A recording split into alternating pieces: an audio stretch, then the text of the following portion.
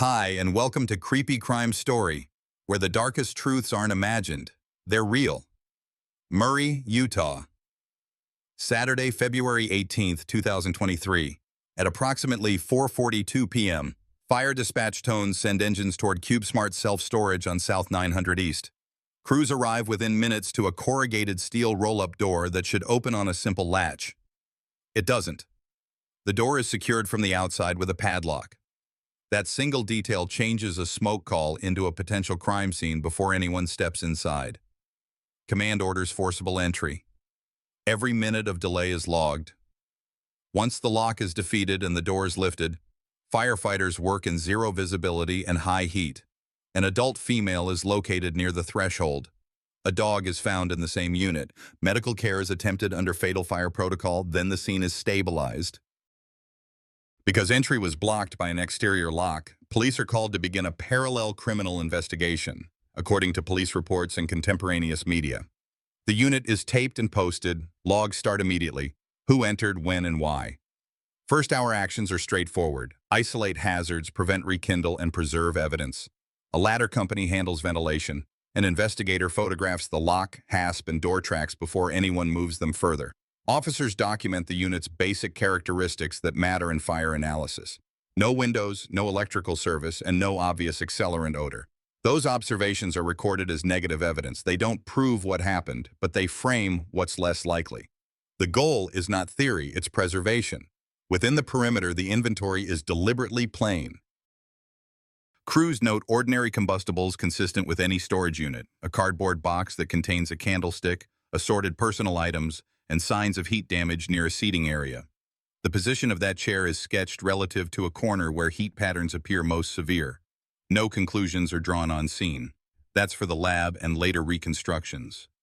Outside the bay, the job shifts to witnesses and clocks. Who called, when they called, and what they saw are captured while memories are still fresh. Officers canvass neighboring businesses for surveillance coverage of the driveway and common lanes.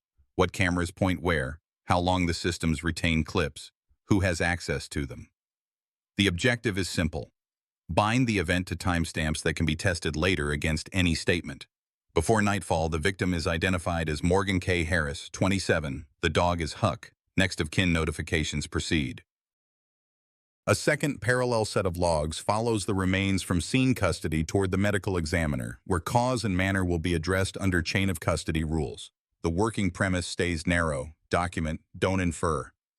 Later that night, a male partner closely associated with the victim is detained on suspicion of kidnapping and negligent homicide per initial booking information.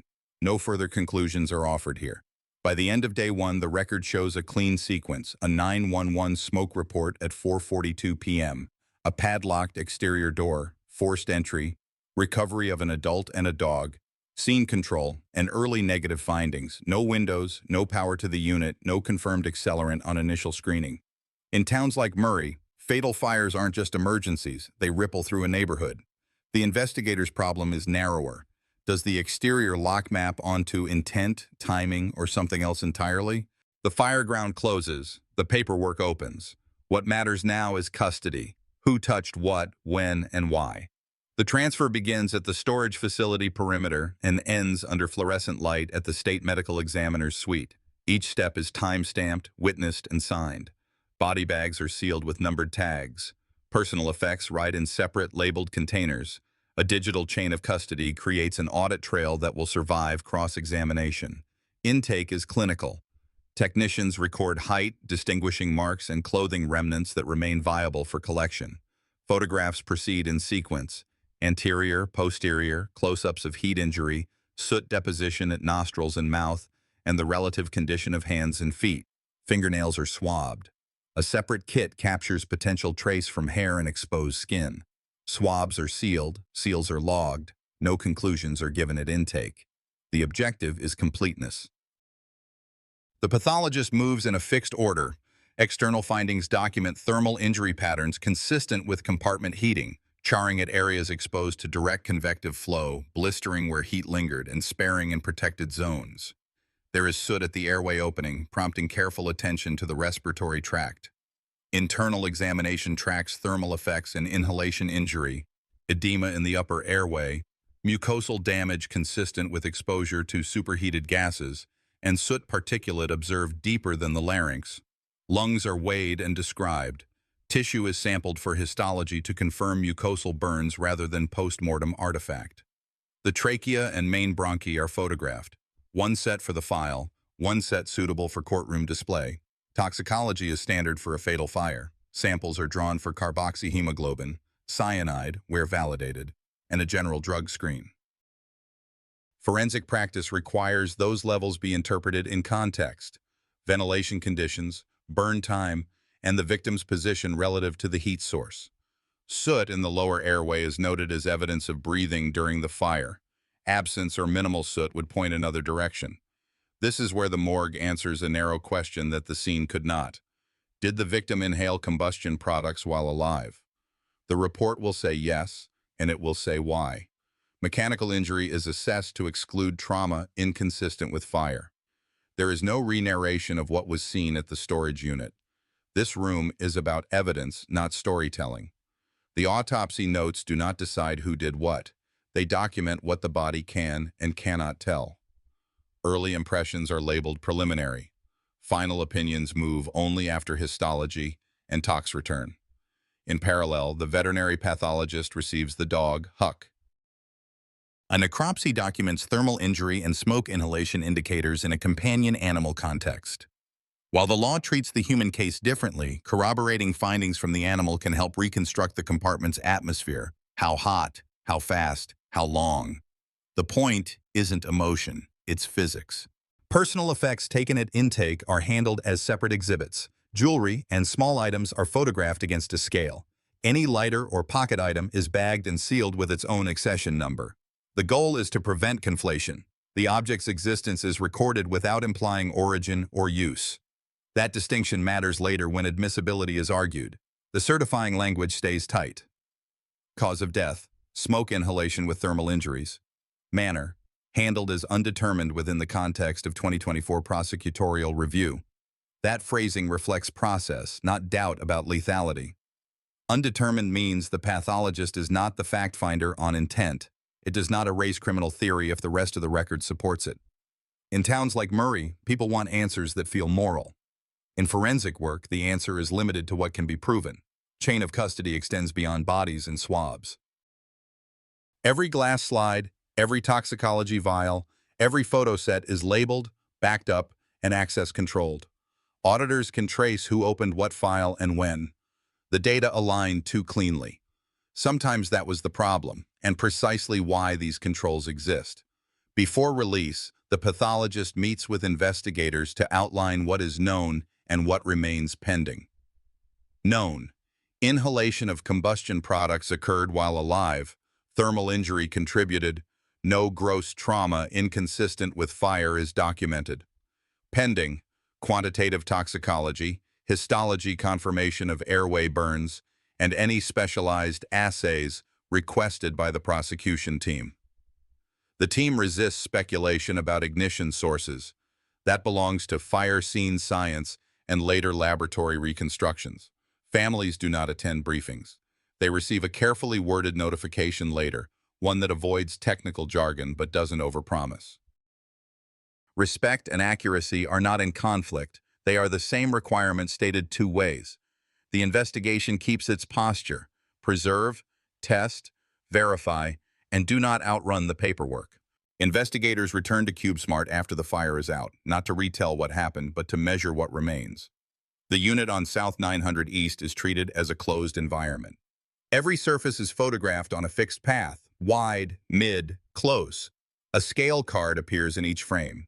Nothing is moved until it has been described and time-stamped. The purpose is simple: lock the scene in photographs before it changes in hands. The exterior roll-up door and its hardware are documented first. The padlock is shot in place, then removed and bagged. The hasp and staple are examined for pry or twist marks. Tool marks, if present, are cast and labeled.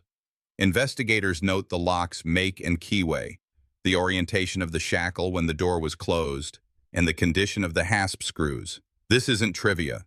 If a lock was set while someone was inside, that choice leaves a trail in alignment, damage, and residue. That trail must be preserved in a way a jury can see without guesswork. Inside, the unit is mapped like a grid. The metal walls reflect soot patterns that show how heat rose and turned. On the floor, a path is traced from the threshold toward the back corner where heat damage appears most severe. That corner is drawn against the position of a chair already logged by first responders. Investigators record the distance from that chair to the nearest wall and to the roll-up tracks. They note where plastic has melted, where paper curled, and where an object shielded the wall and left a telltale shadow. These small absences of damage help define an origin zone better than dramatic burns. Ordinary combustibles are handled with the same restraint. A cardboard box containing a candlestick is photographed, measured, and boxed as an exhibit. The candlestick is preserved with whatever residue remains. If wax is present, a chemist will later determine whether it's just candle wax or something else. A lighter logged at intake is accessioned under its own number so it cannot be confused with any other ignition source. None of this implies a cause on its own. It builds a record that allows fire science to test competing explanations. Ventilation is assessed as part of the burn pattern. The unit has no windows and no electrical service, constraints already noted on scene. Here, the team quantifies what that means. Door height and width are measured. The roll-up tracks are checked for soot stratification. The more confined the space, the more the heat layer matters. These details later inform burn window modeling produced in coordination with fire research specialists. Perimeter work begins at the same pace. Investigators walk the lane outside the unit to determine sightlines for cameras mounted on adjacent buildings and along the property. They document which cameras cover the driveway, which see the door itself, and which only capture vehicles passing the gate. Each system's retention policy is recorded so that requests go out before footage is overwritten. Still frames are pulled to fix what the cameras can actually see when a person stands at the door. The goal is to answer basic questions with pictures, not arguments. The door tracks and threshold are scanned for trace in both directions. If the door was raised against resistance or dropped in a rush, debris lines show it. Items that could have been kicked or dragged are left until photographed, then lifted with tape or tweezers, each with its own label. If a key was used at any point, the lock and keyway are swabbed for touch DNA and latent prints before laboratory analysis. Swabbing is done only after photography because a single pass of a swab changes the surface in ways that matter. Investigators also map heat patterns on the exterior face of the roll-up. Fire often vents out of a door. If the door was closed and locked for most of the burn, heat should present differently than if it was partially raised during ignition. Soot staining on the outside panel, if present, is measured against the interior patterns. This comparison anchors later testimony about how the compartment behaved minute by minute. All exhibits receive status tags in the case file. The padlock and hasp are locked as confirmed physical evidence. The candlestick in the box and the lighter are logged as confirmed items recovered, retained without interpretation. Accelerant screening from the unit's debris, if performed, is entered as a negative finding at this stage. These labels are not for suspense. They are to prevent drift in future hearings when memories conflict and language gets loose. Detectives conduct a second canvass for witnesses beyond those who saw smoke. Employees and tenants are asked about disputes, unusual visitors, or vehicles parked out of lane. Time windows are narrowed to the hour before the 911 call, the hour after, and any earlier period captured on surveillance showing a verbal argument near the units. Names and phone numbers are recorded with consent, and each contact is tied to a specific time. No speculation about motive is invited on these forms. The only thing that survives cross-examination is what someone actually saw or heard. Before clearing the scene, a final walkthrough checks that nothing was left undocumented. Lock hardware, door tracks, soot layering, origin area measurements, positions of ordinary combustibles, and the routes for ingress and egress. The unit is resealed. A notice is posted that additional entry requires authorization. Evidence moves to controlled storage. Digital media is mirrored and hashed. From this point forward, any change to the story must overcome a physical record that does not care who is telling it. Care for Morgan K. Harris is embedded in this routine. Accuracy is respect. When a case reaches court, the most persuasive voice is the one that never speaks. The measured images, the logged dimensions, the quiet pattern of heat on steel. With the unit sealed and exhibits logged, the focus shifts to clocks and lenses. Investigators prioritize what can be verified without speculation. Surveillance coverage near the storage rows, any adjacent commercial cameras, and basic carrier timing that places devices in broad sectors. The timeline is anchored to a dispatch call at 4:42 p.m. on February 18, 2023.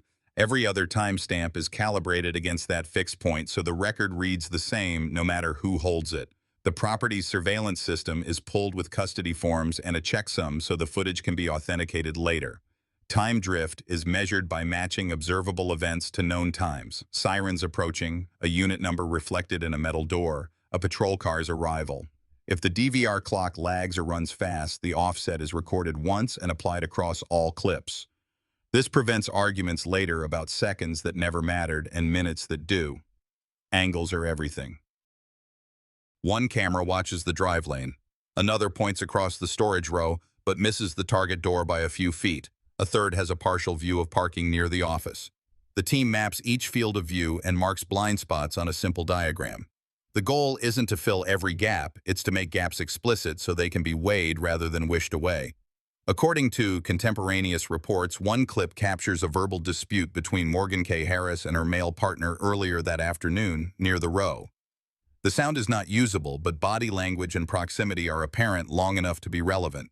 That clip is isolated, hashed, and logged. Coverage after that exchange is far less generous. No camera with a usable angle records Morgan leaving the property under her own power in the period that matters. That absence is treated as negative evidence, not a conclusion. It says only what the cameras could not see. To reduce uncertainty, detectives canvass outward.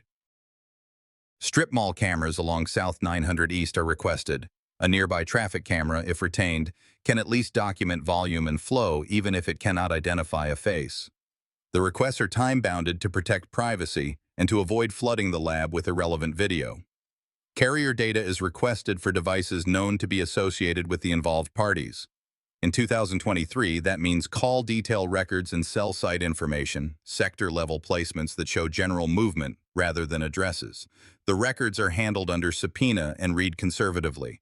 If a device registers on a sector that includes the storage facility corridor in the late afternoon and then registers elsewhere before the 4:42 p.m. dispatch, that movement is noted as working, not proven path. Voices on the records, if calls were placed, are not assumed to be in the same location as the device unless corroborated.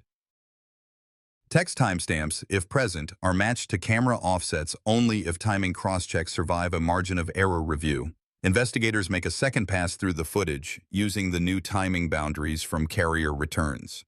A narrowed window often reveals details missed on first review: a vehicle that turns in without stopping, a figure partially occluded by a pillar, a reflection in the glossy surface of a roll-up door. Each element is annotated and time-synced to the adjusted DVR clock. If a clip shows the male partner leaving the area before visible smoke appears, that matters. If a later clip shows him returning in the vicinity of the dispatch, that matters differently. Both observations remain working until they are either confirmed by additional video or undermined by contradictions. Fire progression modeling is brought in to translate minutes into conditions. Collaboration notes from fire research place a probable burn window between first ignition and the heat and smoke levels encountered by responders on the order of minutes, not hours. When that window is overlaid on the adjusted video timeline, the question becomes narrow. Does the window of growth to dangerous conditions align with the period when Morgan is not seen exiting and when the male partner's device is away from the immediate sector? Or does it point somewhere else? The model is a tool, not a verdict. It supports or challenges sequences. It doesn't assign intent. To understand whether the property's front gate adds clarity, detectives check whether the facility uses keypad logs tied to unit numbers or only a general entry record. If logs exist and are retained for February 18th, they can help bound entries and exits to the facility. If they do not exist or were not retained, that absence is recorded plainly, not filled with guesswork. The same standard applies to retail area footage related to errand claims. Requests go out to a nearby big box store for exterior lots and main entries within a tight time window. If a vehicle resembling the male partners is seen entering and leaving around the critical period, that observation is labeled working and parked for comparison against other data. The footage showing the earlier dispute is reviewed again for duration and distance. Investigators measure the time between first appearance and final separation and convert that to a practical question. How much time remains between that separation and the 4:42 p.m.'s call? That number matters more than emotional speculation. It is a window in which ignition could have occurred and in which the exterior lock could have been applied. If the cameras cannot see the lock being set, they cannot manufacture that moment, only bracket it. The team avoids overclaiming. No app-based Find My Pings are introduced without records. No GPS narratives are constructed from tower sectors. No voice recognition is implied from muffled audio. The language in the working file reflects what can survive a suppression hearing, what the cameras show, what the carriers place in broad strokes, and what remains dark. The data align too cleanly in some spots and not at all in others. Sometimes that's the problem. It pushes the inquiry back to people's statements and whether those statements survive contact with the clocks. This is also where a measured human line belongs.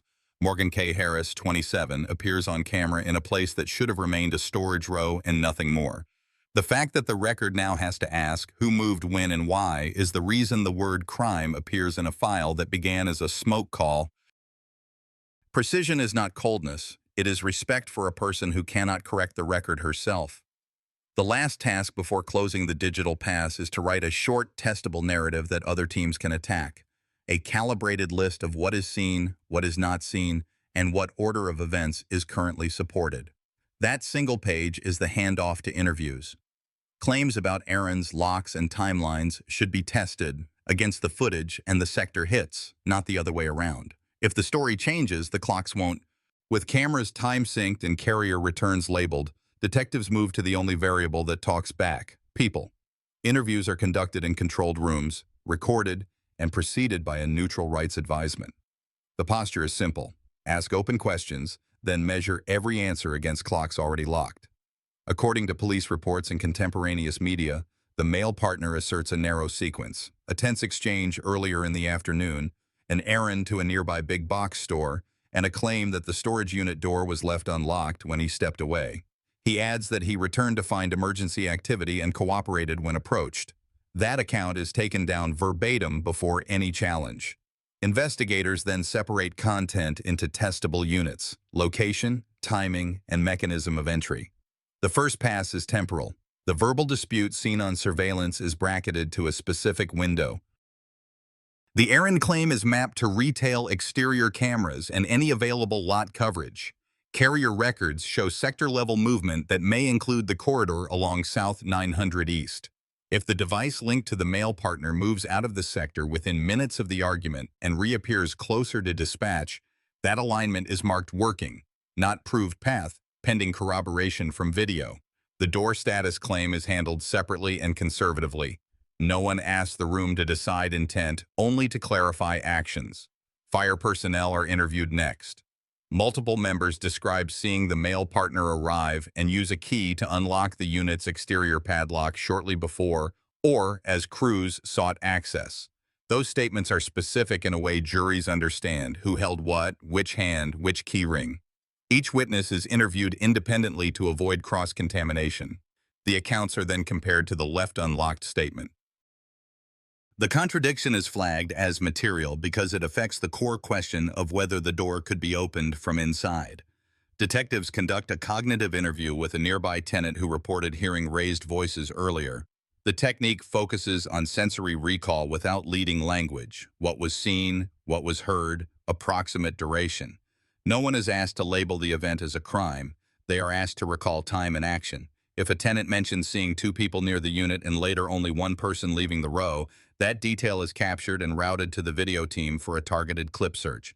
The instruction inside the file is consistent. Statements do not modify the timeline unless the footage or logs support them. Financial and receipt checks are used as a quiet control. If the errand happened, there may be a transaction, card swipe, self-checkout timestamp, or even a return captured on camera. Requests go to the retailer for the narrow window around the claimed trip. If a receipt appears, its time is compared to the DVR offset and the carrier sectors. If nothing appears, the absence is recorded as a negative finding and set aside without speculation. Language analysis is applied to the formal statement. Investigators note hedge verbs, might, maybe, tense shifts, and distancing, the door, rather than my lock. None of this is dispositive, but it can guide follow-ups. Ask for a step-by-step demonstration of how the lock is typically set and how the door is left when someone expects to return quickly. A controlled reenactment on an empty unit allows the camera team to see what the system can and cannot capture at that angle. If a raised door throws a reflection consistent with the earlier clips, that observation is added. If not, it is documented and left there. The interview set closes with a reapproach on inconsistencies. Detectives present the key unlock accounts from firefighters and ask the male partner to reconcile them with left unlocked. The response is logged without commentary. If the statement changes, door might have been locked, he could have used a key on return, the change itself is recorded as a new statement, not a correction of the old one.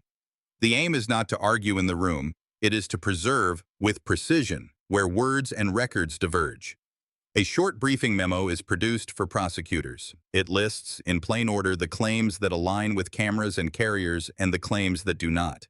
It highlights the contradiction about the lock, the existence or absence of a retail timestamp, and any corroborated witness observations about movement near the unit. The memo ends where interviews should end, with a note that the clocks remain the anchor and that any theory advanced from this point must survive those anchors. Accuracy is also a form of care for Morgan K. Harris. A clean interview record won't undo what happened, but it keeps the next steps honest, especially when a single metal lock sits at the center of a file that began as a smoke call. From the contradictions in the interviews, investigators pivot to what could be purchased, carried, or worn in the hours that mattered. The blue XL shirt recovered from the male partner's bag is accessioned as a standalone exhibit. Lab intake documents, heat scoring at the hem, and discrete staining that screens positive for human blood.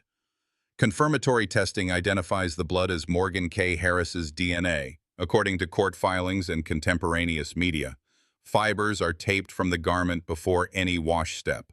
Soot particulates and microchar are preserved. The lab report avoids theory. No one says when the transfer happened, but the result is confirmed. Victim DNA is present on a garment under the partner's control. Procurement checks run in parallel. Detectives request receipts and footage from nearby retailers for items that map to the scene's ordinary combustibles and hardware. Candles, lighters, padlocks, duplicate keys. The candlestick boxed inside the unit is measured and photographed. Any brand marks or mold seams are compared against what local stores carried in mid-February 2023. If a store's SKU could match the profile, a narrow subpoena seeks transactions during the pre-incident window. Where receipts exist, timestamps are cross-checked against DVR offsets. Where they do not, the absence is recorded as a negative finding, not a conclusion. Key control matters because the door was secured from the outside. Investigators document the padlock's make and keyway and canvass for recent purchases of that model at big box hardware counters within the month leading to the fire. If duplication kiosks were used, store logs, when available, could reflect a timestamp and partial card data for the copy. Most kiosks retain little, so the file marks this as working rather than proven.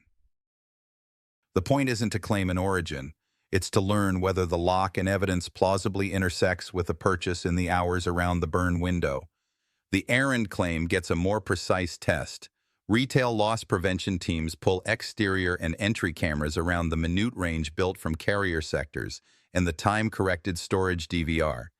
If a vehicle consistent with the partners appears, that clip is labeled and hashed.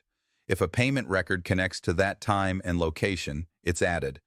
If it doesn't, nothing is backfilled. A clean file values what is present and what is absent in equal measure.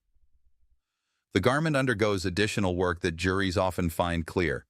Heat pattern interpretation. Scalloped melt at the edge suggests radiant exposure. Soot embedded in weave, rather than merely smeared, suggests a hot, smoky environment. When those features are compared with the unit's estimated heat layer and with the pathologist's finding of inhalation injury, prosecutors gain a timeline argument they can articulate without overreach. The person wearing or carrying this shirt was in proximity to Morgan Harris and to fire conditions that produce smoke rich enough to embed.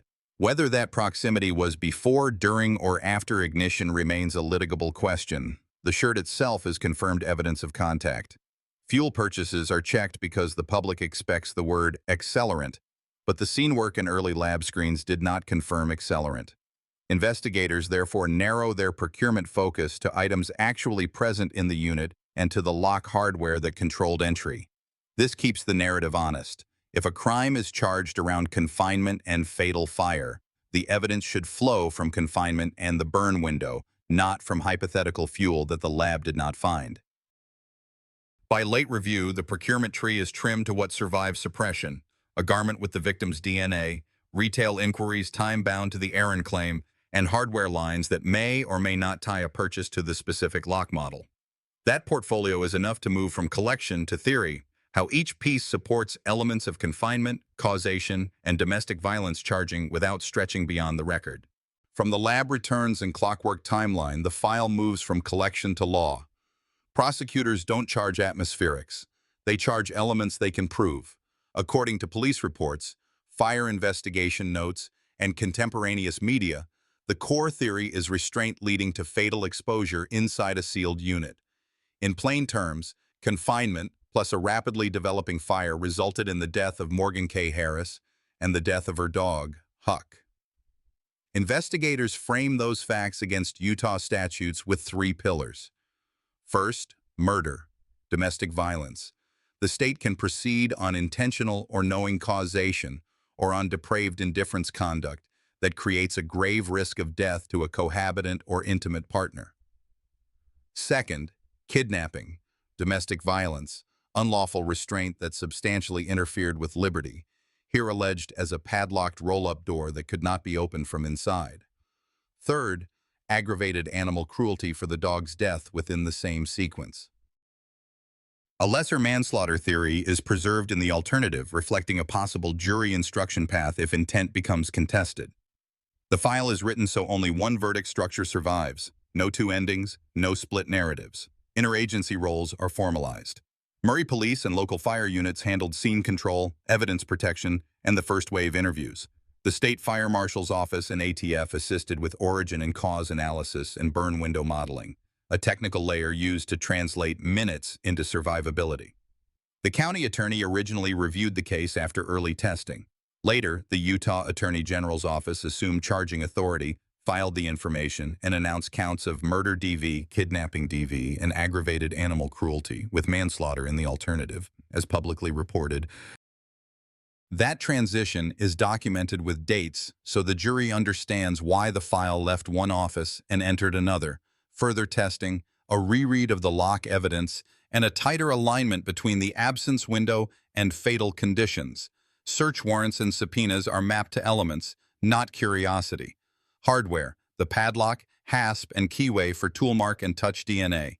Digital, carrier call detail and cell sector returns. Surveillance, storage property, DVR plus adjacent commercial cameras. Procurement, retail requests for lock key duplication and ordinary combustibles. Garments, the blue XL shirt tested confirmed for the victim's DNA, with soot heat features consistent with high smoke exposure. Each item is linked to an element, restraint, causation, identity, so suppression risk is minimized.